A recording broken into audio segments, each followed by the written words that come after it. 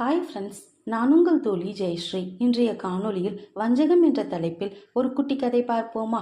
ஒரு மரத்தோட அடியில பெரிய பொந்து ஒன்று இருந்துச்சான். அதுல பன்னி ஒன்று தான் குட்டிகளோட வாழ்ந்துகிட்டு வந்துச்சான். அதே மரத்தோட உச்சியில கழுகு ஒன்று தான் குஞ்சுகளோட கூடு கட்டி வாழ்ந்துகிட்டு வந்துச்சான். நடு மரத்துல இருந்த சிறிய பொந்துல காட்டு பூனை ஒன்று புதுசா வந்துச்சான். காட்டு பூனைக்கு நல்ல குணம் இல்லை, யாரை கெடுத்து எப்படி வாழலாங்கிறது தான் அதோட எண்ணம். ஒரு நாள் கழுகு தனிமையில் அமர்ந்திருந்தப்போ காட்டு பூனை மெல்ல அதோட பக்கத்துல போய், கழுகாரி, அடிமர பொந்துல இருக்கிற பன்னி என்ன வேலை செய்யுது தெரியுமா? உங்களோட குஞ்சுகளை திங்கிறதுக்காக மரத்தை கொஞ்சம் கொஞ்சமா அறுக்கிற வேலையில இறங்கிடுச்சு.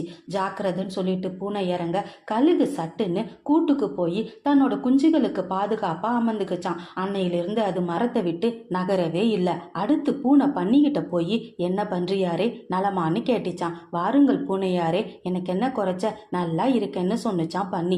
உங்க நலத்துக்கு தான் இப்ப கேடு வந்துடுச்சுன்னு சொன்னிச்சான் பூனை.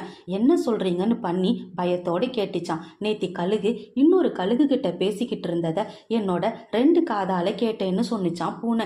என்ன பேசிக்கிட்டாங்கன்னு கேட்டுச்சான் பன்னி. நீங்க இறதேட வெளியில போனதும் கழுகு உங்களோட குட்டிகளை தூக்கிட்டு போய் தன்னோட குஞ்சுகளுக்கு உணவா கொடுக்க போகுதான்னு பூனை சொல்ல, நன்றி பூனையாரே, இனி பொந்த விட்டு ஒரு நொடி கூட அசைய மாட்டேன்னு சொல்லிட்டு பன்னி போயிடுச்சான். பன்னியும் கழுகும் சில நாட்களா இறதேட போகாததால எல்லாம் பட்னி கடந்து இறந்து போச்சான். காட்டு பூனை பன்னிகளையும் கழுகுகளையும் கொஞ்ச நாளைக்கு உணவா வச்சுக்கிச்சான். நம்மளோட நட்பா பேசுற எல்லோரையும் நண்பர்கள்னு நாம நம்பிடக்கூடாது.